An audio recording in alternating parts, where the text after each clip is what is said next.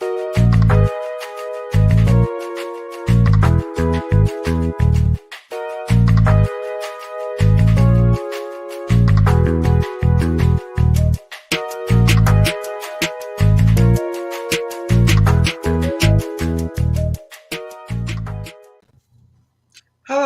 and welcome to Conversations with Reverend G. I am Reverend Grenetta Mason, aka Reverend G. And I'm here every Monday night, WEMS Radio Live. We're live on Facebook and we're also live on YouTube. Each week, I bring guests from different backgrounds with different perspectives, different careers, and we talk about life, we talk about love, and we talk about spirituality. We talk about spirituality from a practical point of view. How does it support you in your everyday life? What are your go to spiritual practices? When you're feeling stressed or when you don't know what to do next, sometimes we just like get out of whack with everything. What are your go to practices? What practices do you consistently do in your life? I also talk about the spiritual toolkit, and that spiritual toolkit is very personal because each one of us have practices that work for us. I love to meditate and I love to sing gospel music, but some people have a lot of different practices that work for them. So we get to explore different practices, we get to hear what works for other people, and we get to try some of them on. I think consistency is one of the things that I talk about. If we consistently practice something that works for us, we'll definitely see the results. And my goal is really to support you in living your best life in joy with grace and ease. So each week I come on and we get to talk about what that looks like. We know that life has its ups and downs and there's so much going on, but we get to look at what can we do to bring that joy? When can we have those moments where we feel peace with everything that's going on around us? So you can also find me every day with inspirational messages on Facebook as Reverend Grenetta Mason and also on Instagram as Rev Grenetta. I have a very special guest tonight, and I'm excited to have her here. She's family, right? And I have Mitzi Pollard, magistrate attorney from Memphis, Tennessee. Hey, Mitzi. Hi, Grenetta. How are Hi, you? Reverend G. Thank you Reverend so G. much for having me this evening. It's a pleasure to be here. Yeah, I'm excited to have you. I had another judge from Memphis on a couple of weeks ago, and I was like, oh, look how the judges are coming in, right? The universe just served, they're all up at the same time. So it's quite interesting for me when I think about the different types. And I always say, if you don't pay attention to something, you don't know about it, right? So I was like, I True. always do a little research on the guests. So I'm like, okay, so I have seen that. I have to know what the magistrate judge does and the regular circuit court judge. That's to have an idea of the knowledge of what it is, right? So introduce yourself and talk about, what you do as a judge, your magistrate role. Yes. Well, my name is Mitzi Pollard, and I am a magistrate judge here in Shelby County, Memphis, Tennessee, at juvenile court. So I have been a magistrate since 2015, and what I deal with are juvenile cases, anywhere from dependency and neglect, delinquency cases. It could deal with child support, custody visitation, truancy. So anything that involves a juvenile and his or her family are the types of cases that I deal with, which distinguishes me from other courts like circuit court, chancery court, criminal court. So we deal with the children and their families. Um, that's one component of who I am. But I am a wife. I am a mother. Mm, My husband, his name is Brian Pollard. And I mhm, think you may know him very well or have heard his name a time or two. Between the two of us, we do have four adult children, which makes us empty nesters. We mhm. also have one grandson. He will be 4 years old in July, and we Mhm. have one grandson on the way. Oh wow, that's exciting, and that's a lot going on. It's Yes, nice. The grandparent role is like really cool because I have a new grandson, and it's just amazing. I think about all the different stages in life and all the different things that we do, and having a grandchild. it's a love like you just can't imagine until you actually experience it. Right, it's like we say, like over the top. Yes, Um, so, Mitzi, it's interesting when I was looking at your background. Take us through how you got to this point of being an attorney, because you went to college in computer science, right? Is it? that's correct. That was my first career. So my first degree was in computer science. So I spent a few years as a computer programmer. After a while of that, it became extremely boring. It was almost like watching paint dry. And I just knew I needed another career. So I kind of did some um, just self reflection to figure out, what do I like and what am I fairly good at. Mhm, And what I came up with is I knew I wanted to be in a career that involved me interacting with people, that mhm, gave me an opportunity to help people. I knew I could argue whether I was wrong and strong. I could argue with most of them. So that mhm, just kind of, led me, and I did have a passion for the law. So that did lead me to go to law school. mhm, And after attending law school, graduating, passing the bar, I kind of decided, at least based on where my life was at the time, that it was mhm, really, really important to me to have flexibility because I did have two small children. At the time, mhm, I was a single parent and I needed to be flexible because it was important to me to be able to attend all of my children's events. mhm, So after graduating and passing the bar, I hung my shingle and set up private practice. That mhm, practice was a general practice when I started, but mhm, it eventually narrowed down to areas of juvenile law, the same area that I sit as a magistrate judge as now.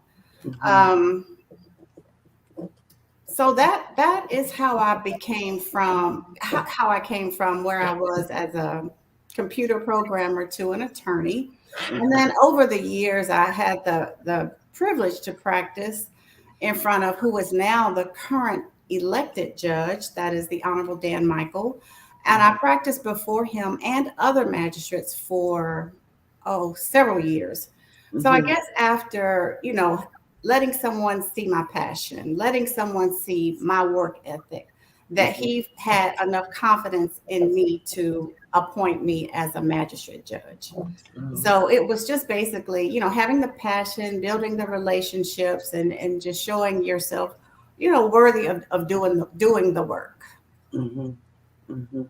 That sounds really interesting. And what comes to mind for me when I think about it keeps in my mind thinking about juvenile law, being in that whole world, right? And Yes. dealing with families and children. And um, you said since 2015 you've been. What are some of the key differences you've seen happen over this time?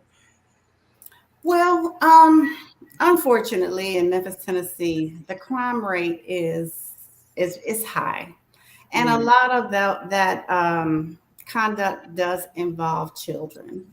So, unfortunately, over and over again, we're seeing children who have um, I, there's such a variety of reasons as to what brings them before the court. There are socioeconomic factors.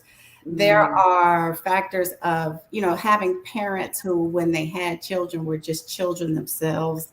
There are, educational or lack thereof components that will bring someone before the court. But I'm just finding that it becomes a cycle. Typically, when you see that you have a child before the court, if you look back, and not necessarily too far back, and this isn't always, you'll see that there are not only delinquency issues, but underneath that there are dependency and neglect issues, which could range from being a drug exposed child, or um, having a family that just has economic issues where they really can't afford to do what it takes to raise the child in a way that's going to keep the child out of trouble, or have the time because they're so busy working one job, two job, three jobs to pay bills, oftentimes leaving a child unattended, to just get in trouble. So there's just such a it's a variety of things that I see. It's a lot of things that I see over and over again. And if you look deep, you'll see that a lot of the children are in a similar situation, but there are also times where you have children that come from wonderful homes, two parent households, both parents working, and they just get caught up with the wrong people at the wrong time. Yeah, that is interesting to think. When you were talking, I always think about solution based stuff, right? And so what came to mind is, what are some of the success? I felt like we just heard all the, like, Bad. yeah, no, and it's okay to acknowledge all that, but I was thinking, even for you, what keeps you going? What are the successes? What are some of the things that you're doing? I heard you say you're passionate about it, but what keeps you in there? Seeing where you see, because when we look at it's the problems are really deep, and some that you can't necessarily do anything about. But how do you handle it once it gets to you? That kind of. Yeah, well, uh, fortunately, over at juvenile court, when we have children, let's just speak on delinquency. And that's basically when we have children who commit acts that if they were adults would be considered crimes, but because they're delinquents, they're considered delinquent acts. So we have robbing, burglarizing, murder, rape, all of that. So when we have instances like that, fortunately at juvenile court, the goal of the court isn't to punish the child. The goal of the court is to rehabilitate the child. And even if that includes providing services directly to the child, or potentially a few wraparound services, such as mentoring, counseling. We do have different classes where we send children to make them aware of the safety issues as it relates to guns. We also, expose them to evaluations, whether it's a psychological evaluation, could be a psychosexual evaluation, just whatever it is to address the issues that brought the child before the court. It's our attempt to rehabilitate the child. So, what keeps me going is when I have those success stories, and understand, oftentimes I don't know about those instances because they don't come back to me, which is a good thing. Um, but there are instances where if a child is brought before the court, and let's say that the highest form of a disposition or ruling I can give a child at juvenile court is to place them in what we call state custody, or with the Department of Children's Services. And so the court believes that they are in a position where services are best received outside the home. So even on cases where we have a child in state custody, they are still required to come back before me every so often because we never want a child to languish in custody unnecessarily, and we don't want a child to get lost in custody. So they have to come back before me for reviews. And I have had a few cases where if you have a child that is able to go through the system, receive the services, and you can see, you can't predict that they'll never engage in the conduct again, but when you can see a stark difference between what happened when you put that child in custody versus some months later, you can actually talk to the child, have a great conversation, ascertain what services they have received, what they've learned. And so that is what one of the things that I would say keeps me going. On the other side, we have what we call the dependency and neglect side. That's where children come into custody or have to be removed from their parent because it could be drug exposure, physical abuse, sexual abuse, or just a variety of things, a variety of horrific things. So when we have a child in custody like that, and we're able to provide services, and when you have those times where, unfortunately, a child is not able to exit custody, even by the time they're 18 years old, they can participate in what we call a program called the extension of foster care.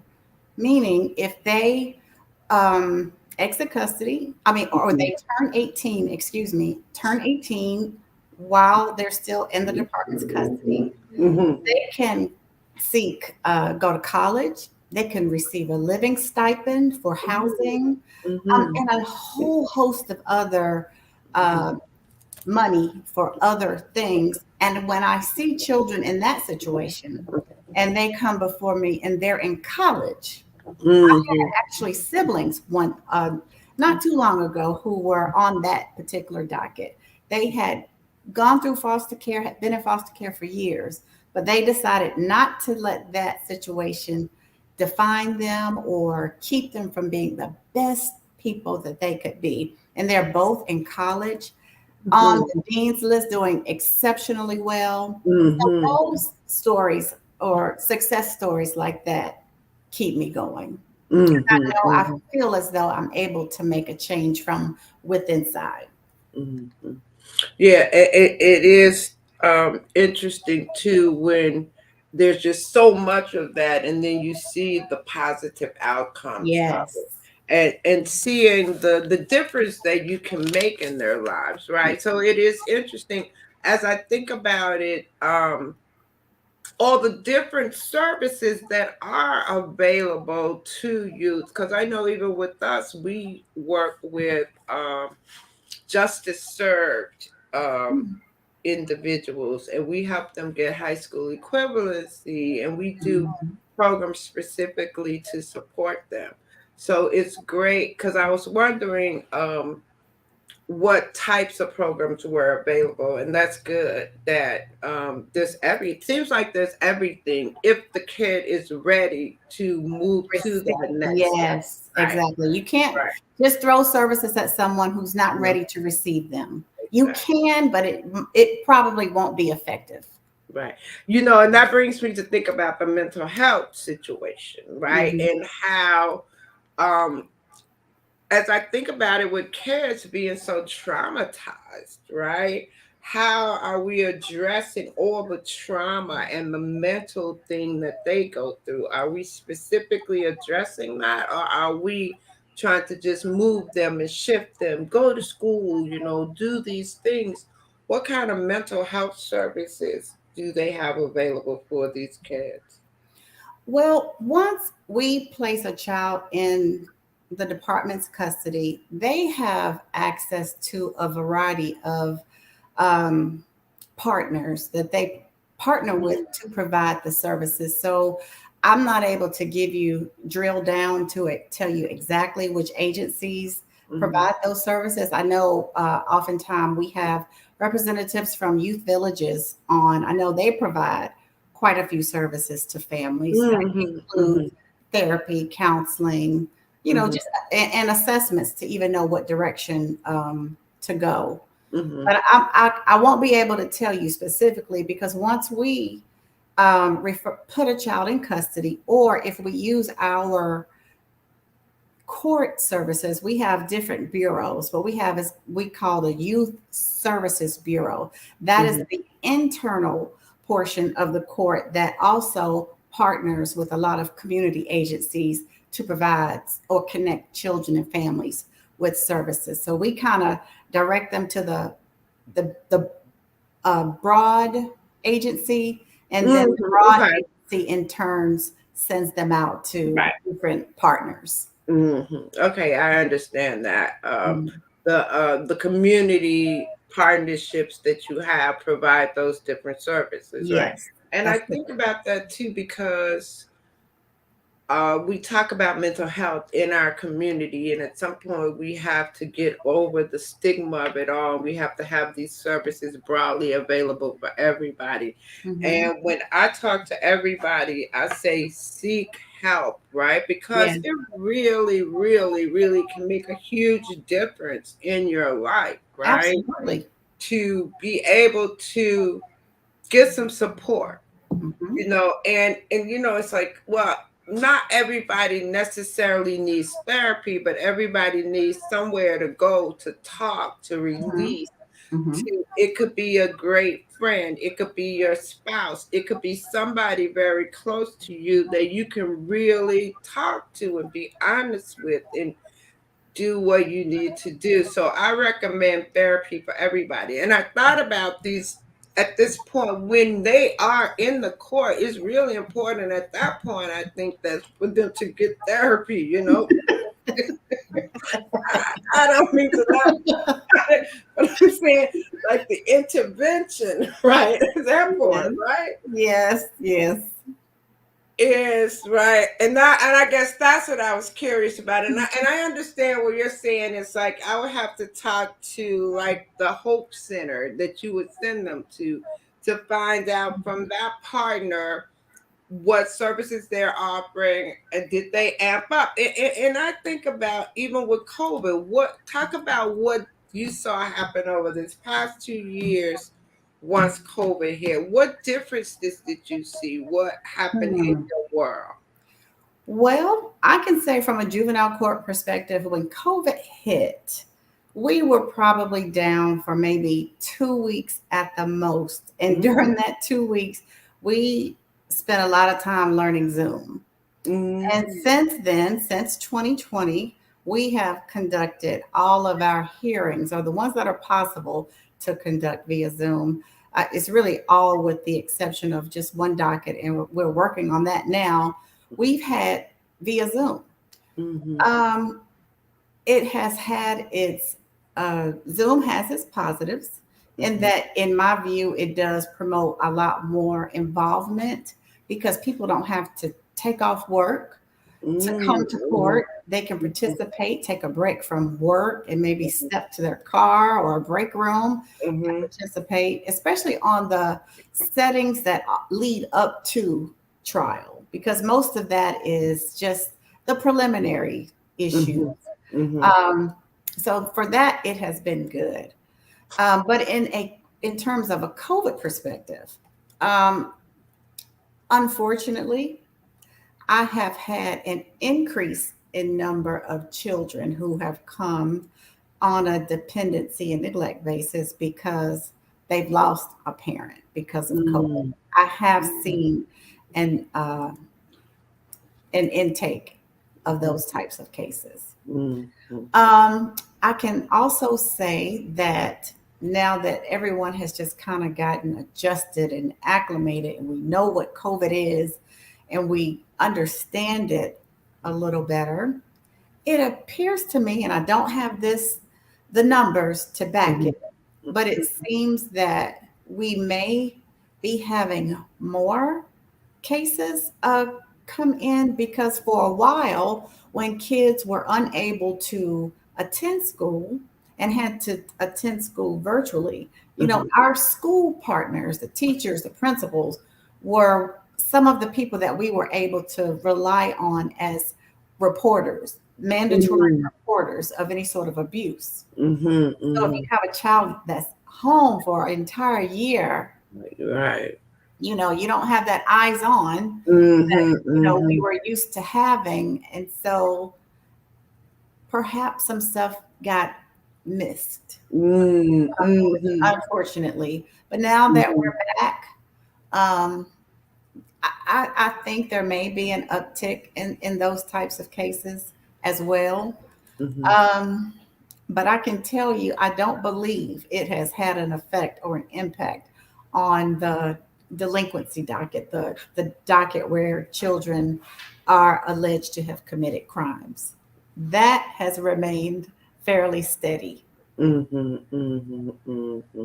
Hmm.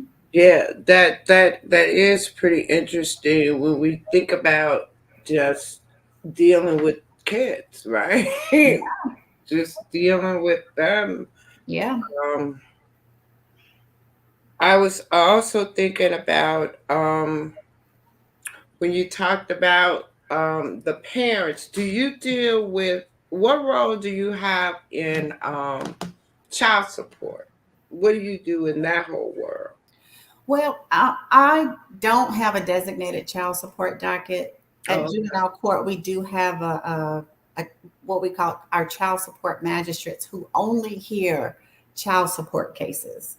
The okay. types of cases that I hear that pertain to child support only include contempt, and that's when there's a petition for civil contempt file where a parent is alleged to not be paying the support as ordered. So I can tell you, COVID has had a huge impact on that docket. In that, because judges and the jails were trying to get people out of jail Mm-hmm. because of COVID, we were in a position, not necessarily just the court, but the court, uh, I believe it was the police. No one was picking up people on warrants because a warrant was issued because you failed to appear to court to deal with the contempt issue. So that Mm-hmm. was, fortunate for them. Mm-hmm. I mean, it's fortunate for everyone in that when you think about it, but the downside is we still have a parent who's supposed to be receiving child support and isn't. Mm-hmm. So now we are picking back up with that docket and getting those cases back on track. So I had this one case. I have a case. No, are there any instances? It's not a case. I have this talk. Are there any instances where child support can be reduced? Can you go to court and claim? Okay, so here's the case. There is a father whose kids are like the baby is 25, let's say. He has $175,000 in arrears in child support, right? Hmm. The kids are already grown. He still has to pay that $75,000 to the mother. Is there any way he could go and get some of it taken off or reduced because they're at a certain age? Is there any limitation on how long? Or is that $100,000 on him for life until And he pays it off? Reverend G, I Yeah. have had men come Mhm. before me on the contempt docket for failure to pay Mhm. who are at least 20, 30 years our senior. Mhm. So, to make a long story short, it doesn't go away, but it can. Okay. Uh, and as I stated, I'm not a child support magistrate, but I believe, as I recall, the law changed not too long ago, where if the parties agree, and I Mhm. believe if the parent has paid consistently for 12 months, that they can forgive any arrears. Okay, I That's heard that. past due child support. But also, you have to take into consideration, I don't know what effect, if any, that has on any state owed money. Because, Right, because that's included in there. I found out, like, if the state gave food stamps and all that money during the yes, time, they take that back off. So that is something, right? I swear. I mean, and I am for people paying for their kids, right? Mm-hmm. But wow, as I heard the story, I was like, wow, somebody Yeah. had to take care of the kid for Yeah, somebody was paying for that child at somebody was some point. paying, right? Yep. So here's the next part of that. So say you were in prison for 4 years and you didn't have no job, you had no money, and they can you get that wiped off those 4 years worth of child support? Well, now you're asking me about a question that I don't feel comfortable answering that one because I don't have a child support docket and I don't want to tell your viewers No, I was anything just, wrong. I mean, no, I'm not. I was just right. So in my mind, I'm not an attorney or anything, and I was like, well, I do understand that that child had to live. The mama paid, somebody paid, so you Mhm. have to also be responsible for your part. I get that, and it's not anything. Um, I get that, and you have to be responsible. So that was just how the question came to me. So I Right. was just trying to like see if there was any way. And I said, well, if I were attorney, I would say, well, if the man wasn't working and he had no money, right?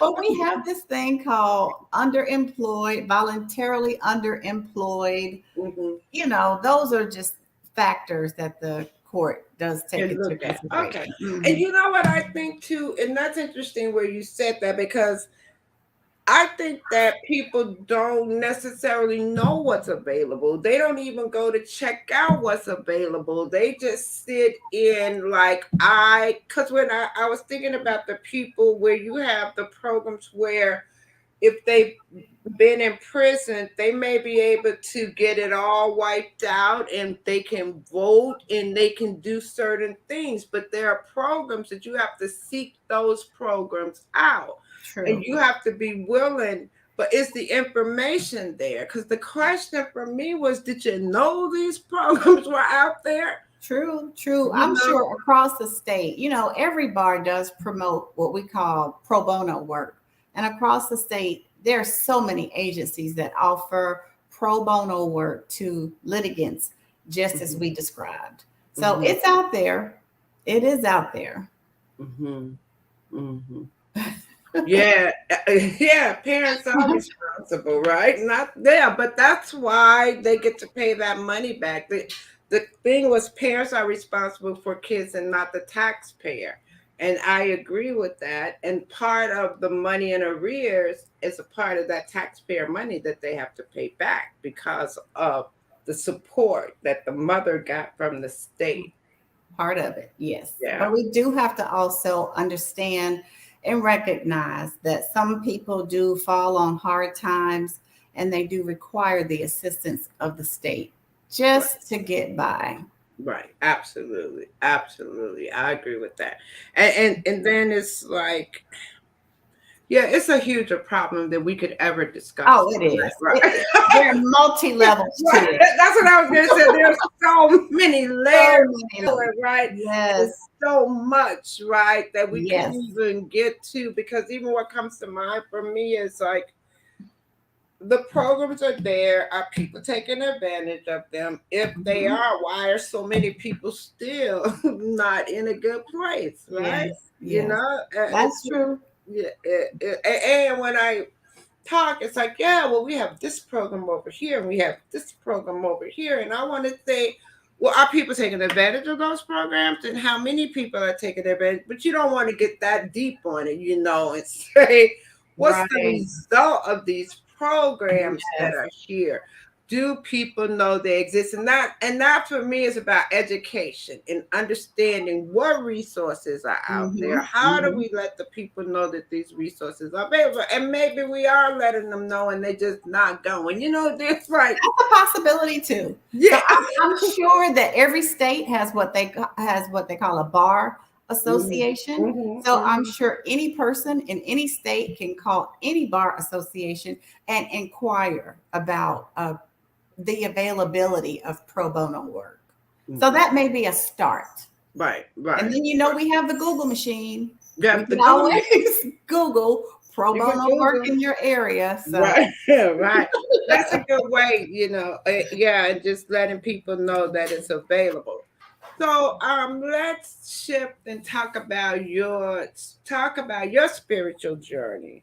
You grew up what in the church? I know you still go to church now, but give us a little history on your. yes, as far as I can remember, I have always had a home church. So Well, I grew up in Raleigh, North Carolina, and my home church there was Wake Chapel Baptist Church. I think it has changed the name now, but I don't remember. mhm, But when and there I sung in the choir. That's the church I got baptized at a very young age. mhm. And so from there, once I grew up and moved to Memphis, Tennessee, What brought I you to Memphis? Look at me, I'm interrupted. How'd you get to Memphis? So I didn't even know this. Like I was like, she's been in the family, but I didn't see for years. for you. Well, I came to Memphis because um, I married, Oh, and okay. my first husband had a job here. Oh, okay. And so I moved here. Mhm, We divorced. I stayed here. We had just established so many connections, mhm, kids rooted in their schools and activities and friends. So we stayed here. And once we moved to when we first moved to Tennessee, we attended Mississippi Boulevard Christian Church. yep. Yep, Sure. your old stomping ground. Exactly. And Right. so when the opportunity came and we could move along with our pastor Stacy Spencer to Oh, create New Direction, we yeah. took the opportunity and we did. And that was back in 2001. And Mhm, that's where we've been ever since. mhm. That's good. I remember all of those steps, like Mississippi Boulevard. That was Hmm. my home church, still the Hmm. family church. And Yes. how from that, they asked for those volunteers to go out in the community and start the new churches, and Yes. New Direction was Yep. one of them. Yes. Yes. And it's still going strong. It How is. long? How long has that been? It seems like it's been some years. It has. It started in 2001. I believe Right. that's Okay. correct. Yes. Yeah, like 20 years, right? Yes. We also talk about, I talk about the spiritual toolkit, right? Mhm, mhm, And I talk about it from the perspective of like it's personal in each one of us. We have the practices that we use and the different things that we do to mhm. support us. And as I think at this time with all the chaos and and even with you with the work that you do, it's amazing to think, right? What would be your spiritual practices, the top three that you say will support you, you know. Well, first for me is prayer. Okay. I have to start with that. I use prayer, when I'm confused, when I'm angry, because it really does help to calm me down and get me in a space to just, self reflect, listen, and decide the next action or next word. So prayer would be number one. Second would be meditation. And that can either be alone or having a long walk alone. Mm-hmm. Um, not so much with anyone else. That's really my me time. Mm-hmm. And then Mm-hmm. another tool for me is listening to spiritual music. I love that. Mm-hmm. Mm-hmm. Me too. That's a good one for me too. And I think it's like you said earlier, you sang in the choir. I think from a young age we got that music, right? Yes, yes, that's where it came from. Something happened at a very young age that Mhm. rooted, and I can always find comfort. I can always find just this place of peace when I listen to Mhm. spiritual music. It's Yes. one of those things that one of the practices for me. Mm-hmm. I listen Mm-hmm. every single day. I think about, even now, I'm thinking as we look at how life is evolving and how things are happening right now, there's still so much uncertainty. Mm-hmm. And so, how do we find our way through that? I talk about like finding those moments of joy. I talk about how we live through just today. I just think it's just so different now from when we were younger. And I guess as we look at the world, as I look at the world now, I'm like, Mm-hmm. wow, right? Um, and so that's part of why I do the show, to support people, finding ways that we could give information. How can we inspire people? And I think about, at this time, I'm excited to have you guys as judges on, because it's a historic time for us, right? It Talk about is. the impact for you as a Black judge. Um, Well, having the opportunity to really just be in this space, in this area of law where you have to have someone at the table who has perspective. mm, You know, the way if you don't have those life experiences or interaction with people who can be at their lowest, it might be hard for one to separate passing, and I don't want to, let me just say it. It may be difficult for some because you may be passing moral judgment on someone. And let me tell you what I mean by that. mhm, I've had cases where I'll have someone working on the case, state that we don't find this home appropriate because it's a one bedroom home, mhm, single mom with four children. Why not? right. I mean, once upon a time, we have had children Mhm. in one bed, Yeah, yeah, a parent on the couch. right. And so, what might not be ideal for one person because they have no idea about those experiences. It may not Mhm, have happened to them. They may not even have friends where that has been that person's mhm, situation. And so mhm, you become so involved and so busy that mm, you don't take the time to stop and think, to meet people where they are in life. And it mhm, doesn't have to be in a house with a white picket fence and mhm, a bedroom for every child. right. Today, Mhm, who can really afford that? mhm, Sometimes, mhm, mhm, especially with the people that tend to come before juvenile court. They're not mhm, coming by invitation. They're right. coming because they've gotten in trouble or they have a need. So, Mhm, we need to be able to meet people at their need. mhm, So with those types of cases, I know I'm taking going back to kind of your question in terms of, with all that's going on, how mhm, do you really just kind of move forward and you're able to use your tools and, you know, I guess live life. mhm, For me, it has become an art to compartmentalize things. mhm, mhm, It's very important to me, and I did learn this early on as I was practicing law, mhm, and I definitely have to apply it as a magistrate judge. mhm, When you hear things where they are just so horrific, mhm, if you take all of that home with you all the time, you're not going to be the best person for yourself. You're not mhm, going to be the best wife for your or spouse to your spouse. You're not mhm, going to be the best mother to your children because that's going to just completely drag you down and keep you from being the best person you can be. So mhm, to me, it's always important to compartmentalize. And even if it takes me to seal that compartment with prayer, meditation, or just getting into the zone where I'm listening to my gospel music whatever it takes. Mhm. You just really have to compartmentalize the negativity and the bad. Another thing is you have to protect your peace.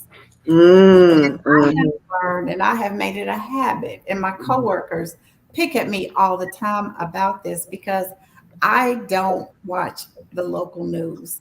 I'll have to tell my immediate family members and friends if a bomb is headed our way mhm. or if there's something bad about to happen and I need to know, then y'all call me and tell me Totally because I right. don't watch the local news Mhm. because it's depressing Mm, to me and I have to mhm, protect my peace. I can't mhm, be at work and hear bad things all day and then come home and mm, absorb it. Most mm. likely I'm going to hear about it anyway in court. Right, So let me just hear about it with a fresh mind. right. No, I don't want to Mhm, know details. Just let me take it from where it, comes to me in court. mhm, So, to me, it's very important to protect your peace. And I think, you asked me about earlier, and I forgot to say this about my spiritual journey. mhm. I think a spiritual journey is a lifetime journey. I don't think we ever stop it. Right. It takes me to, I believe it's Psalm 38 and 2, where Mhm, it says, I will instruct you and teach you on where you shall go. mhm. That's not until you do something or until you turn a certain age, that's a lifetime. Mhm, So hopefully, as we go through our spiritual journey, we're always learning, always, mhm, accepting and learning new things, mhm, creating mhm. wonderful memories. Right. And it's always evolving too, Yeah. because um I Patrick, my brother, we do like a little Wednesday night Bible study with him, right? Okay. Yes. And it is, I have seen the impact already of just having those Wednesday talks, and it's really relaxed, and he's Mm-hmm. teaching us. And because I really am interested in the knowing more about the Bible. I'm not Mm-hmm. like a Bible scholar or anything like that, but he's taken us through the Bible and making it very practical, Mm-hmm. because after I watch myself, when we talk about, like, just for instance, what does it mean to be Christ-like, right? What does that Mm-hmm. mean? And Mm-hmm. then walk through the day and seeing and stopping, and I found myself saying, "Oh, is that Christ-like?" Right?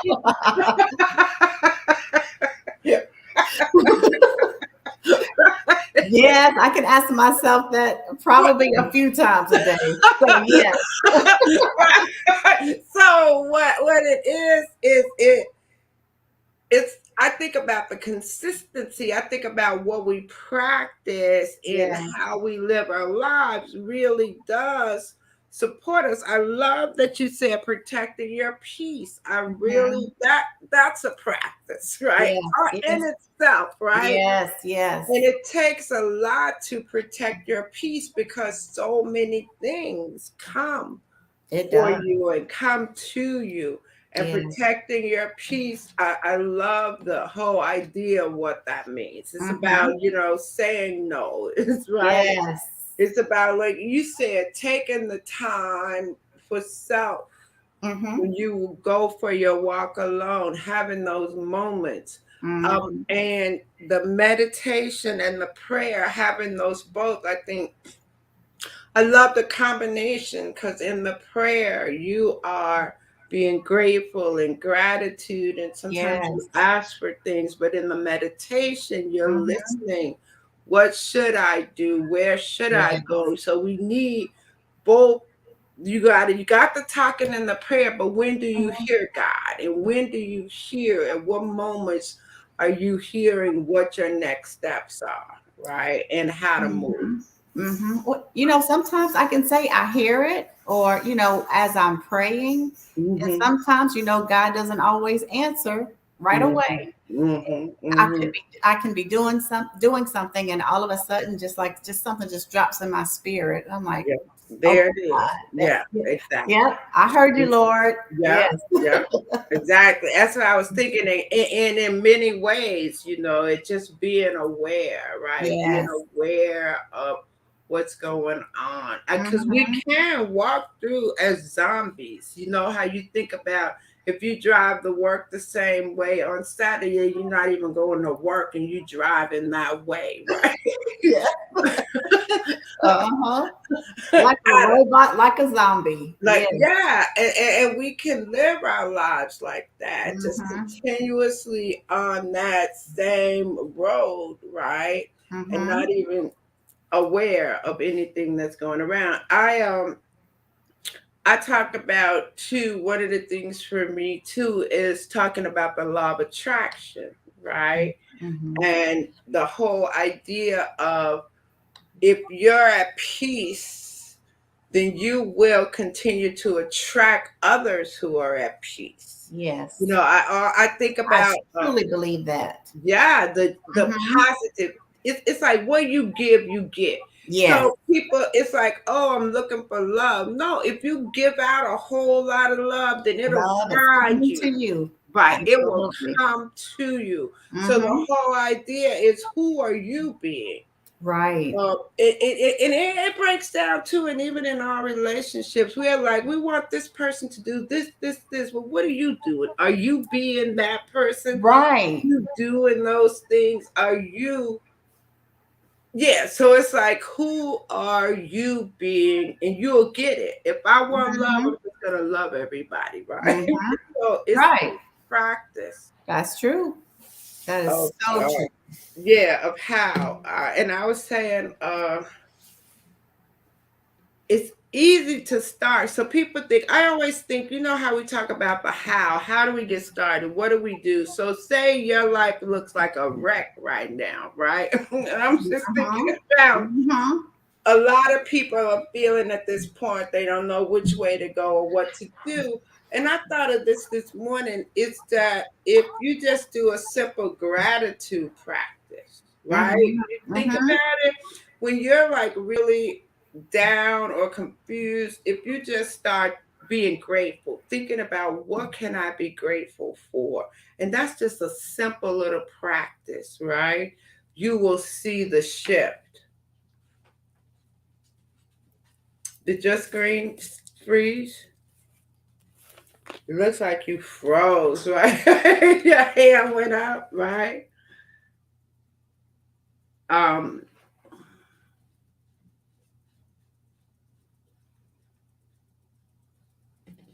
yeah, I think we lost. Yeah, thanks, Johnny. Yeah, I think that her internet died or something died, and I was gonna ask her for her parting words and what she would like to say, but we really do appreciate the work that she does. Absolutely. Did you get back? It seems like you froze. Yes. Okay. Yeah, I don't know what happened on over here. It was like boop boop. All right. So I was saying, I really wanted to have you talk about. I really appreciate the work that you do as a judge, working in with the juveniles and being in Memphis. One thing I heard last week, and I don't know, I just want to repeat this, right? For whatever reason, right, that all the black judges are in Memphis and all of the Tennessee. How many black judges are there? And y'all got like 10 in Memphis that I saw, right? We have several. We have quite a lot of Like, representation throughout juvenile court, circuit, chancery, general session, civil. There's yeah, We have quite a bit. I am very proud of our bench. Very yeah, proud yeah. of the bench, and I can just really speak to Memphis. Hmm. I've attended conferences where I do see other African American judges. We are across the state, but I believe the vast majority of us are concentrated in Memphis. I believe. Hmm. Okay. So it's good. But African American judges, I can say that all in all, we do have a fairly good bench. Okay, cool. That's Mhm. good. So, what would you like to leave us with? It's like time. the hour went pretty fast. It did. Oh my goodness. I know you have two great kids and two grandkids, and Yes. that you've been a great mom. I know you have mentioned that, and a great wife. I'd like to like not skip that and not acknowledge, Well, thank you. Well, all first, of I want to thank you so much for even thinking of me to that. invite you on your show. So, Hmm. on a positive note, I do have a couple of good things. I will share two things about. I mentioned who my husband was. I just Hmm. speak a little bit about my children. Hmm. I do have two children. Between my husband and I, we have four. Hmm. Um, but my son is graduating in a couple of weeks with a degree. He's a doctor. A doctor. Yeah, he is a doctor. Yes, Mhm. yes, Yeah. yes. Praise the Lord. Right, right. And so he's graduating from the medical Ross School of Medicine. It's Hmm. a Caribbean school that started in Dominica, but Hmm. his first semester, Dominica unfortunately got not wiped out, but Yeah, that a lot of hurricane. damage Yeah, to right. Hurricane Maria. But Hmm. he is graduating in a couple of weeks, and he has been accepted into a residency in your neck of the woods in Brooklyn. So, Brooklyn. yes, Right. so we will be there the first part of June. So Yeah. that is just some awesome news that I'm just so incredibly grateful for. Hmm. Grateful to share. It has been a journey, but Hmm. he has made it. Praise be to God. Yeah. Good. And That's so he's exciting. on to the next steps of becoming an independent person. Yeah. Independent living, right? Independent, yes. That's really cool. Yes, Yes, that's exciting. Exciting. And it you have a is. beautiful daughter. She lives in what, She's Arizona in now? Arizona. She is in Wow. Arizona. Yes, she's an assistant VP of a bank. She is Yeah. absolutely enjoying her job. So, Great. yes, yes, That's yes. really cool. So that's what I was saying. It's really great to be able to be a wife or mother, have your career, enjoy, and living your life. And I know that we all have gone through all of our struggles and everything Hmm. to get to where we are now, but it's important that we can just find some joy now, moments of it. I Absolutely. said, right? Because Yes. things happen, but just moments of joy that we get to Hmm. create with our family, with our Yes. friends. And I like what you said about compartmentalizing, and that's a practice to be It able is. to not bring it home, to say, this is what I do here, and when I Hmm. leave here, this is what I do here. So Yes. hats off. That's really beautiful. Thank Yeah. you for Thank you. sharing and for joining me tonight. And I will definitely be, well, I'll see you guys in June when y'all roll into New York. Absolutely. You'll see us Yep. in about a month. In a month. In All about a right. month. So thank you once again for having me on. I truly appreciate it. Yep. Thank you. Talk to you later. Okay. Bye bye. Thank you for joining me tonight on Conversations with Reverend G. I'm here every Monday night at 8 p.m. WEMS Radio Live. You can find us live on Facebook and on YouTube. And as you know, my goal is to support you in living your best life with grace and ease. I will see you again next week right here on WEMS Radio Live. But you can also find me every day on Facebook as Reverend Grenetta Mason and on Instagram as Rev Grenetta. Have a great week and find some moments of joy. I will see you next week.